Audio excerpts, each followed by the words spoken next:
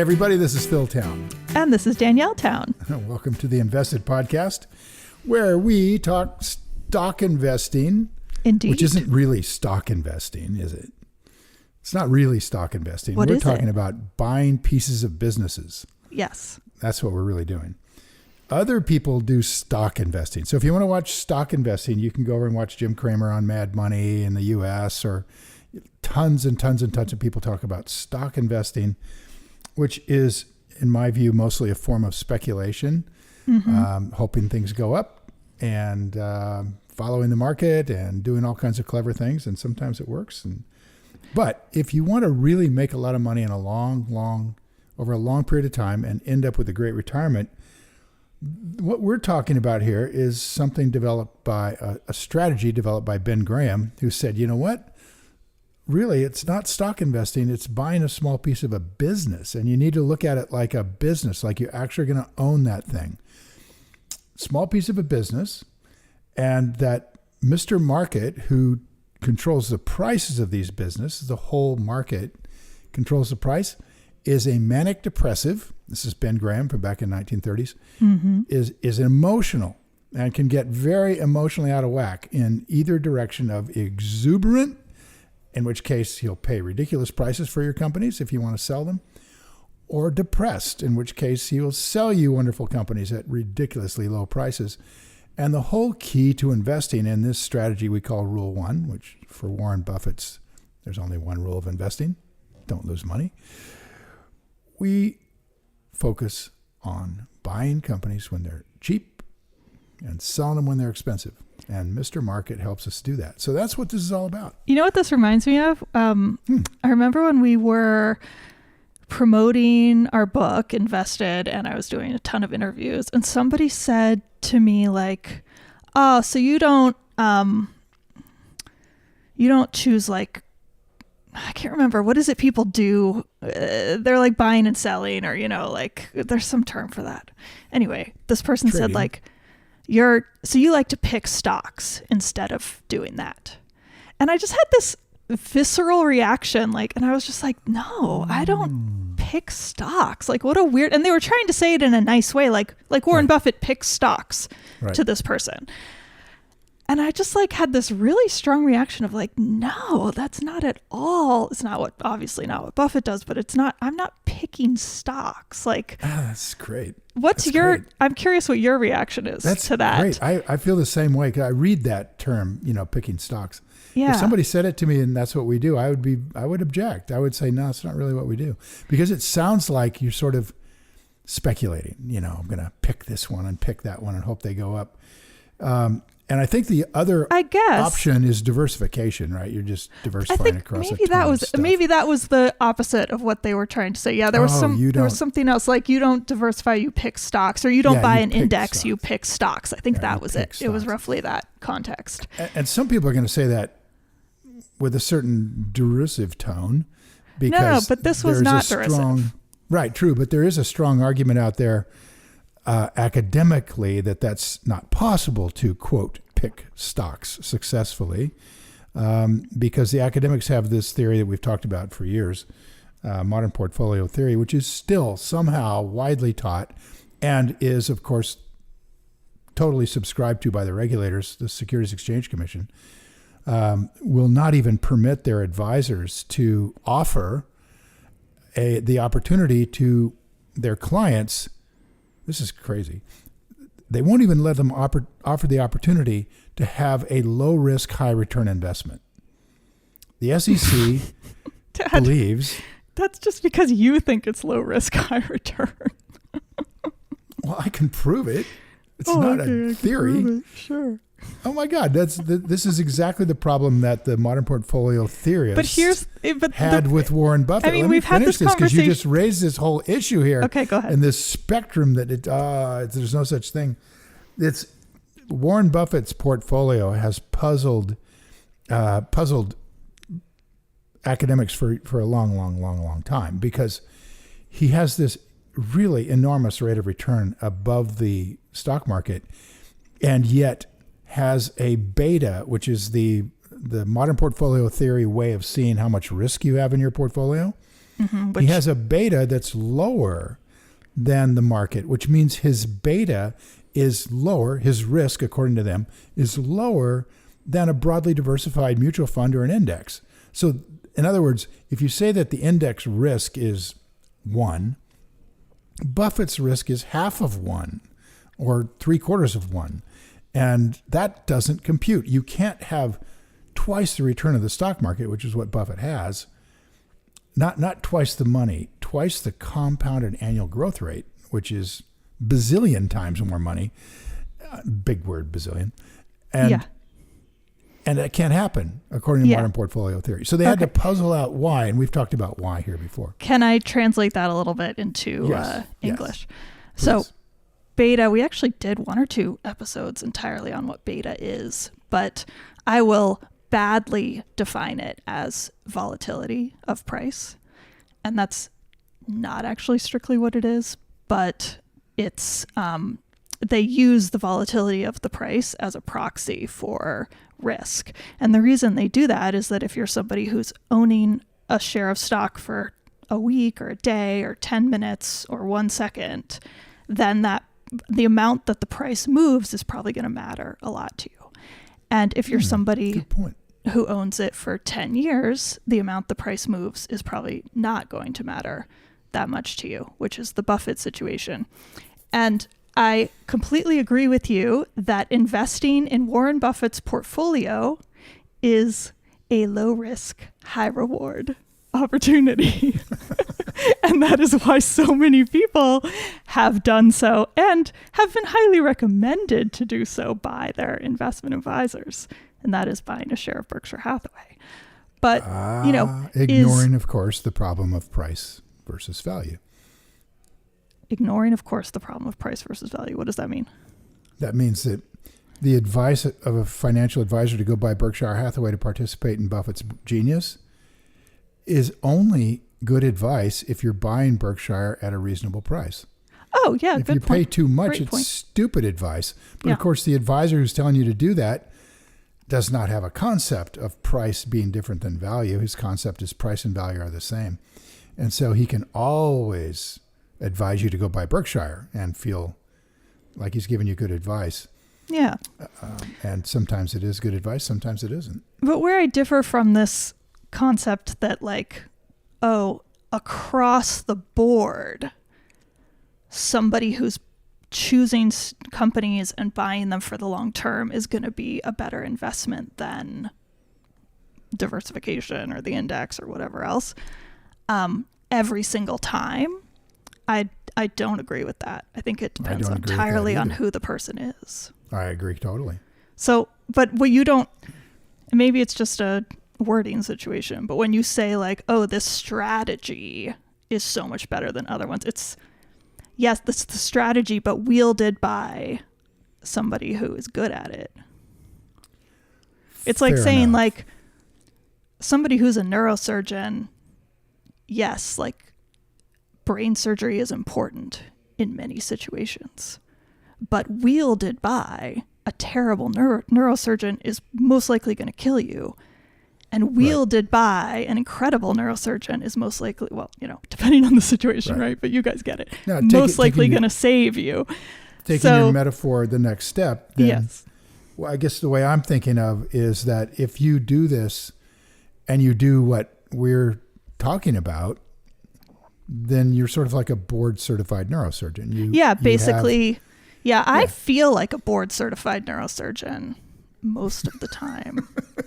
In fact, one of my great sadnesses in life, which you never know what could happen, I've got a lot of life left, that I'm not called doctor. I really want to be called doctor. All right, you guys have to understand that she has a doctor of jurisprudence degree. I know. And wants to be called doctor. And I was telling Nuno my sadness at not being called doctor. And he was like, you have a doctorate, technically. Yes. But the problem is nobody calls JD's doctor. We're esquires. No. And nobody calls me an esquire. So it's pointless. Nobody calls you an esquire. So you don't get any real There's no benefit.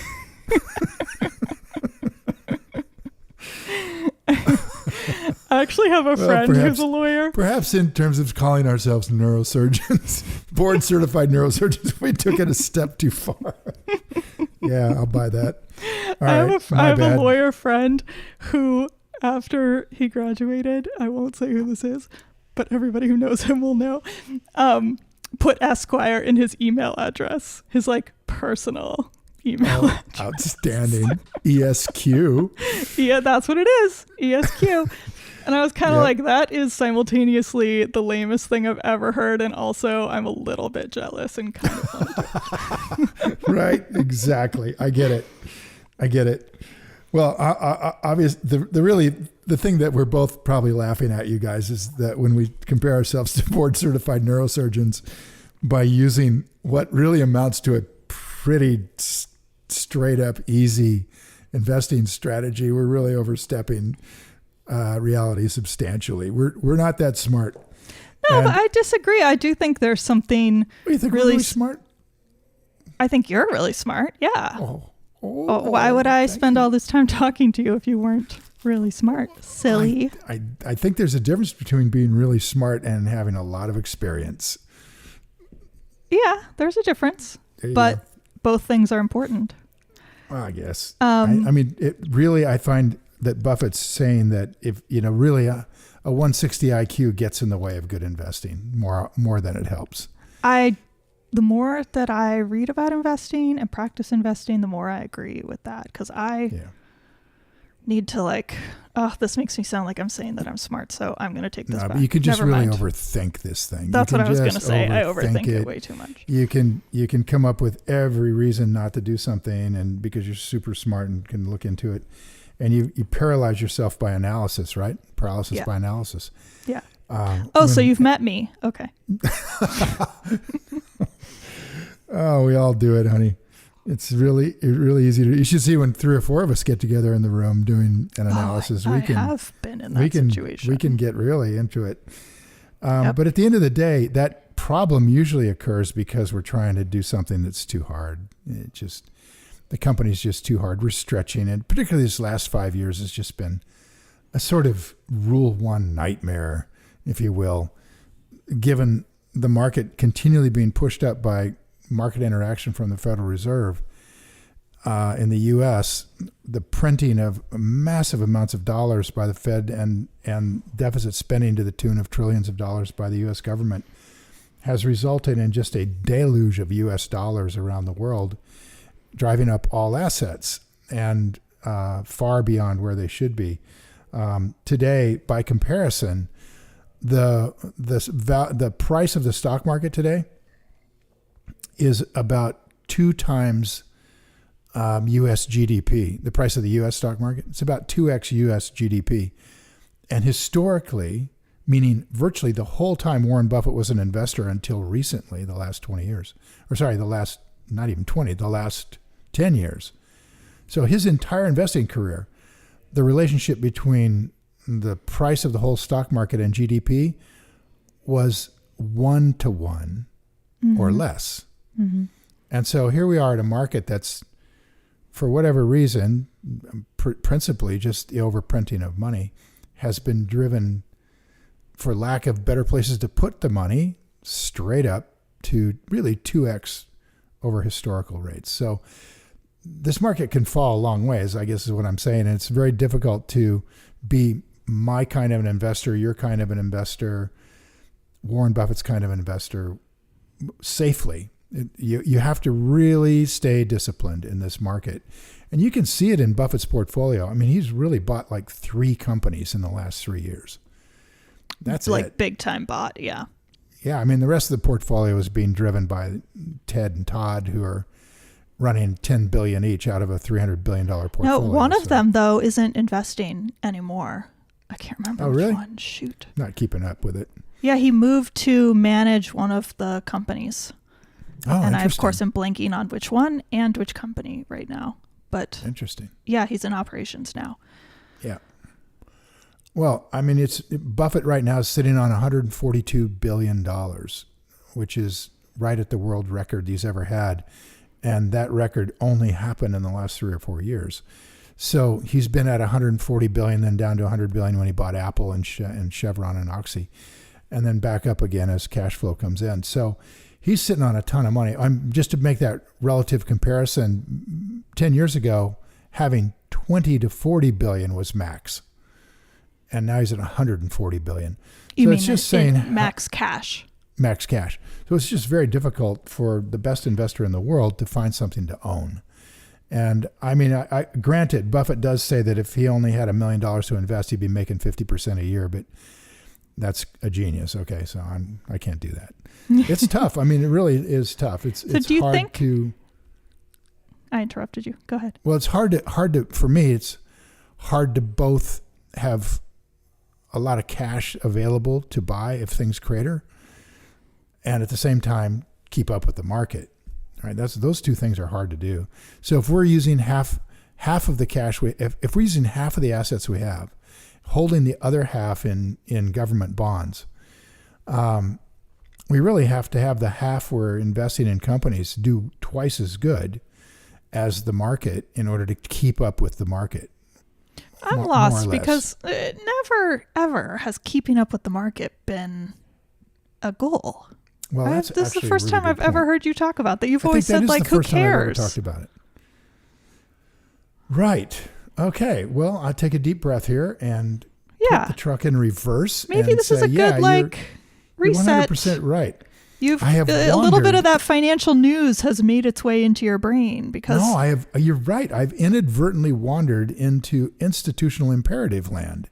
Maybe. Ooh. Oh my goodness. Institutional imperative, guys, is where a fund manager feels the pressure from his investors to do something wonderful with their money all the time. Mm-hmm.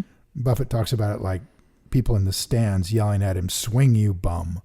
Mm-hmm. And I hypothesize, I've never seen this in print, but I hypothesize that Buffett closed down the Buffett partnerships in the 1960s. He had 5 or 6 of them. He closed them all down, took his winnings out of those partnerships, and bought Berkshire Hathaway stock so that he no longer had to listen to people yelling, "Swing, you bum." You mean he turned his Berkshire Hathaway stock or his ownership into a company through which he made investments? Right. Yeah. So it took him out of the land of explaining himself to limited partners and trying to keep up with his otherwise insane levels of returns. Like by the time he quit the partnerships, he was knocking out 36% a year. And if he didn't do it, people would take their money away. Well, they'd be like, "Oh, he's lost his touch." So didn't he? I'm trying to remember now, but isn't there a letter from one of his annual letters to his investors from either when he closed down or later, where he says, "I don't think these coming years are going to be a situation in which I can make returns that are not exactly profitable, but like profitable enough for my investors." He says something like that, I swear. I think you're right. And basically it was like, "I'm going to sit this out. Here's your money back. Have a good life. And maybe I'll start up again when the situation is better." Yeah, he really did say that. He actually said, "Here's your money back. Have a good life." Or I would recommend, if you want to put it in a mutual fund, to put it in with, who was that? Sequoia. And they were just starting out and did real well. Buffett style investors. Some other investment fund, yeah? Not the venture capital. No, I think it's Sequoia, but I could be wrong. And I feel like this whole episode is just us being like, I can't remember the name of that thing. Oh, well. Yeah, exactly. You guys will find it. Yeah. So I'm thinking, and the other thing he said to do is, you could buy stock in this company, Berkshire Hathaway. Later, though, he hadn't done that yet. What? When he closed down the partnerships? Yeah, I think he gave him those 3 choices. Oh, really? Oh. Yeah. Yeah, he said, go on your own, good luck, or Sequoia or Berkshire. I'm going to start buying some companies under the umbrella of Berkshire. Interesting. Yeah, so, basically, if you made that choice, you did actually pretty well with Sequoia. I think they averaged about 18% for the next 30 years. It did really well, actually. But Buffett averaged 24% for the next 30 years. And the difference was, for huge millions of dollars difference. So here's my question. Do you think, I'm debating if I should give context to this, but I'll just go ahead. Do you think Buffett thinks that he picks stocks? No, I think he buys companies. I think that's what he thinks. I think so too. I think he thinks he buys companies. Yeah. But Stock at the same picking just time, feels like you're getting pieces of paper, a la Jim Cramer, who says, stocks are pieces of paper. Don't get all caught up in the moral quality of the piece of paper. It's just a piece of paper. So Jim, I like Jim a lot, actually.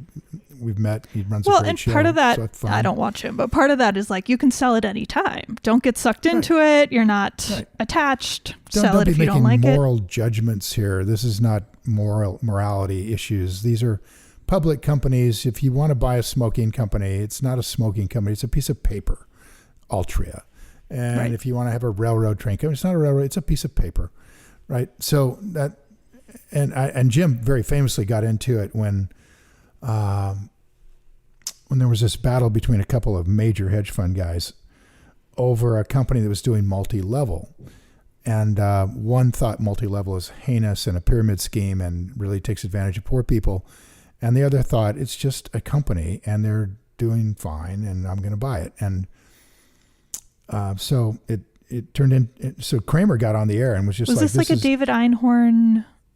I'm not going to mention names here.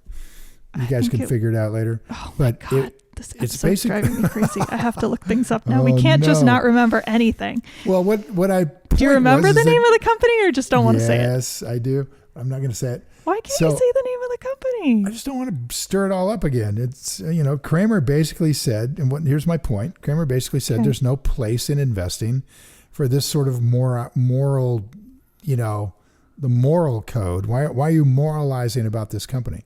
Okay, I'll tell you who it is. No, I won't.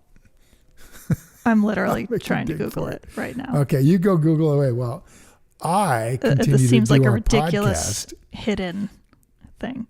Herbalife. Here it is. Herbalife. Yes. Why is that some big secret? Just I didn't want to stir it. Well, because I'm sure there's people on the podcast who are listening who think Herbalife is great and that they're making money on it, doing Herbalife distributorships. And, I just got a little bit of an issue with multi-level. It's just, there's something about it that's sort of smarmy. I don't know what exactly. Do you? Yeah, I'll tell you what it is. Okay. It's that the people in the beginning make money off of all the people at the end not being able to sell the stuff that they've bought into. Well, that's as concise a summary of the problem with multi-level as I've ever heard. Yeah, it's crap. I mean, it's good for the early people. Well, it's good early. Yeah. As you build, and there's lots of product out there you can sell everybody, but at the end of the day, a lot of product ends up in somebody's garage. Right, which they had to purchase. It's not like those people are sent the product for free. That if they were sent the product for free, it wouldn't be a problem. It's because they have to purchase that product that then they can't sell. Right, exactly. From said multi-level company. Yeah. So, by the way, that reminds me of a huge difference between a multi-level company where they force the distributors to purchase the product and a typical company that forces the distributors to purchase the product. Oh my God. But the distributors are, see earlier episode, are like Walmart and Target. Honey, when you were little, I'm laughing because when you were little, I don't know if you remember this. I mean, you were really little. But I had invested in a company, helped them build this company, and then sold the company. And the company was sold to a public company called Frame Technologies. And then the value of the stock that I got from our piece of the investment turned to nothing. It went from $25 million down to about $2 million. It just disappeared because the CEO of Frame Technologies whole sales department forced distributors to buy product in the fourth quarter of a year in order to make their numbers. They're publicly... Oh, I didn't know that part. Yeah, the public numbers that they had said that they would do, in the estimates, and analysts were out there saying, okay, these guys will probably do this. In order to make those numbers, they forced the distributors to buy all these boxes of frame technology stuff. And in the first quarter of the next year, the salesman couldn't sell anybody anything because they had their shelves loaded with these boxes. They couldn't get rid of them. So, I mean, they were selling to the retail, but they didn't want to buy any more. And so the numbers projected for the first quarter weren't missed by a little bit. They were missed by a million miles. And the problem was the CEO didn't tell anybody until like the last couple of days of the quarter. He didn't tell any of the analysts that we're going to miss our numbers when they knew it all the time. And so when they missed them, the stock price went from $17 a share overnight to $6, like just crushed. And then this guy got fired, and all of his VPs got fired, and then the director levels got fired, and the venture capitalists who were in there just cleaned house. And with it went the value of, I mean, the stock just kept coming down, and finally the company just went away. So basically, and every investor's absolute nightmare. Yeah. Company going along fine, all indications of any information anybody can get. Yeah. All fine. Yep. And then turns out that information is wrong. Yep. That's the nightmare. And that's why it's so important that we have CEOs who have integrity. I mean, that's just critical. And that is the weakest link in the chain, in my view. That's the place I've gotten burned when I've rarely taken losses in this strategy. Rarely. But when it happens because the executives are liars. And looking back, there's a place in hell reserved for these bastards. Looking back, is there anything you took away as like, oh, that was a red flag, that was a sign that I look for? Yeah. In the cases that I know that happened to me, the warnings were there, and I ignored them. I got into confirmation bias. The number one warning was they were increasing their debt, and I didn't see it because it was so short term and it was construction debt. So I was persuaded by the executives that this was very short term and covered by plenty of equity, which it was. But construction debt, like they were building something? Yeah, they were building a new plant. And that's the other thing, is that I am now allergic to But how is that a red flag? building. That seems relatively reasonable. Doesn't it? Doesn't it? So how is that a red flag? Because when they're not on, because they weren't on plan for delivering the construction. Oh, okay.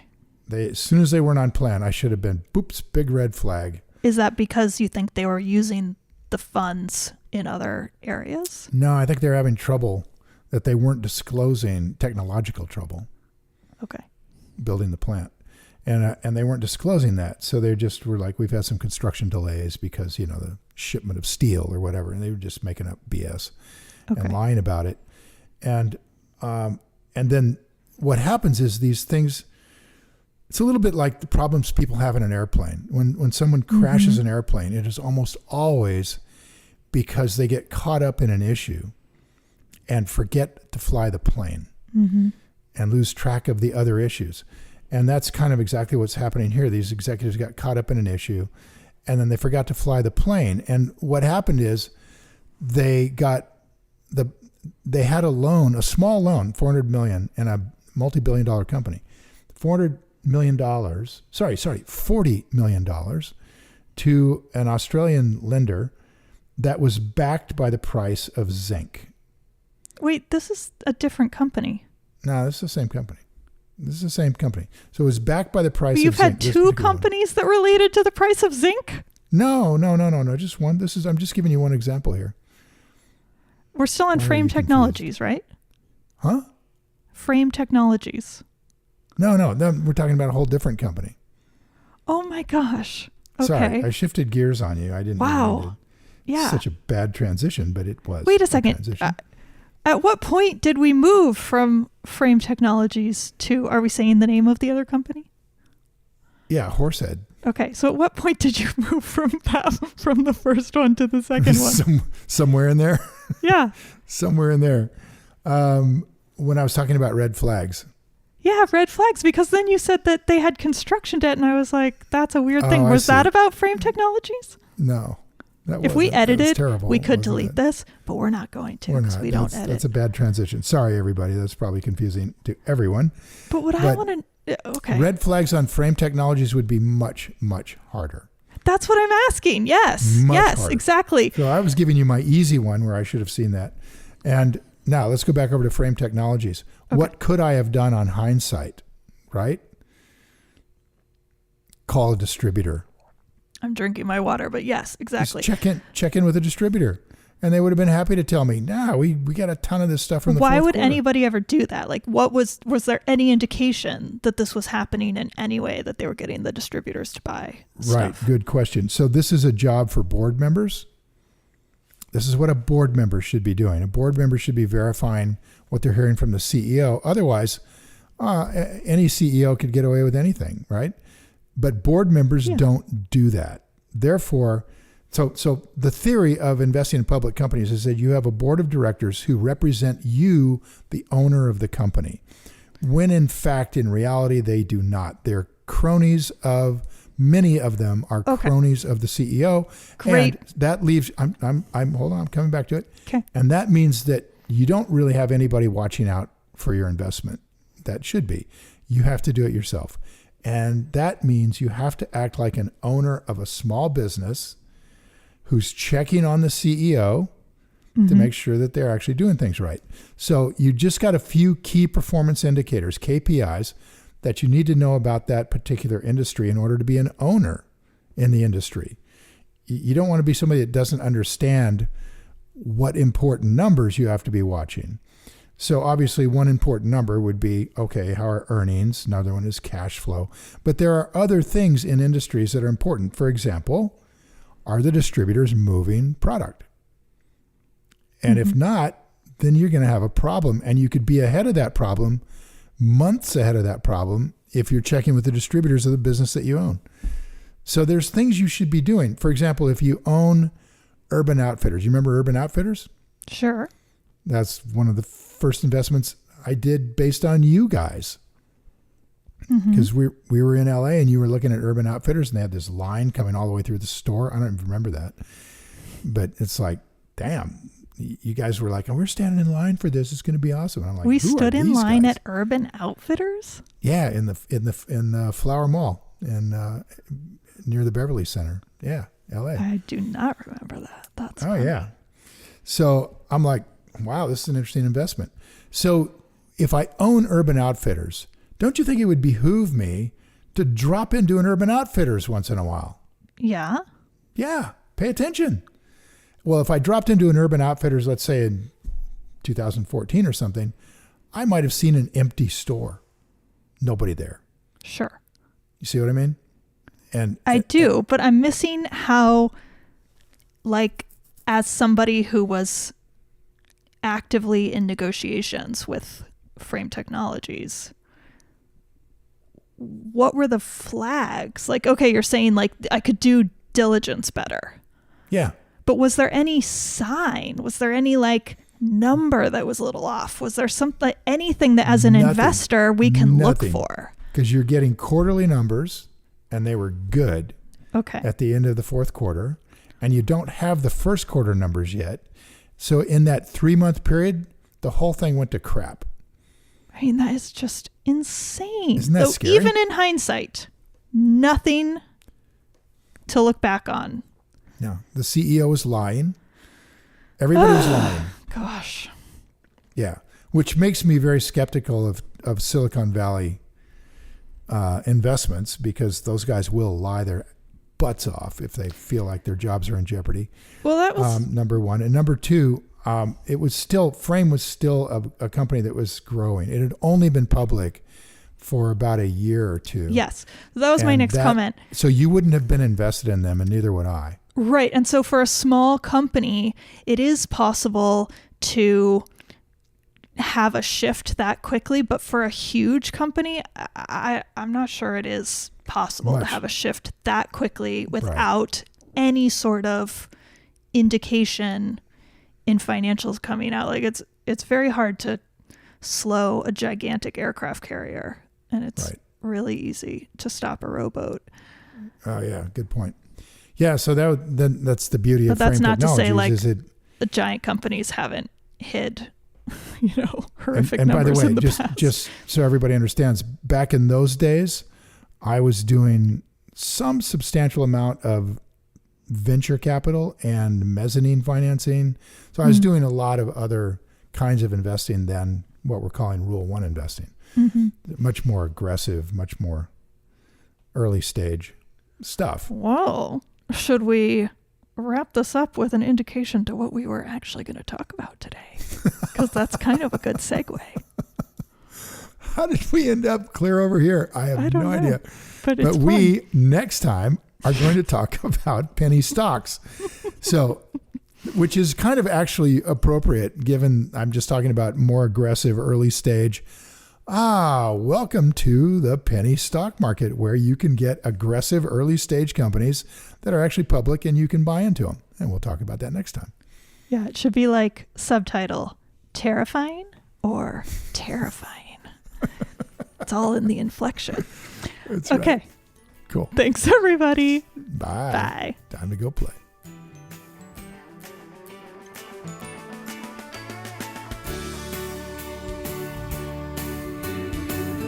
Hi guys, thanks for listening to InvestED. If you enjoyed this episode and you want more information or to listen to additional episodes, visit our website at investedpodcast.com and sign up for my virtual workshop right there. Spots are definitely limited for this event. I'm not kidding, they really are. They sell out very quickly. So everything discussed on this podcast, by the way, is either my opinion or it's Danielle's opinion. And really important, it's not to be taken as investing advice, because I am not your financial advisor, nor have I considered your personal situation as your fiduciary. So remember that. You're on your own here. This podcast is for your entertainment and education only, and I really hope you enjoyed it.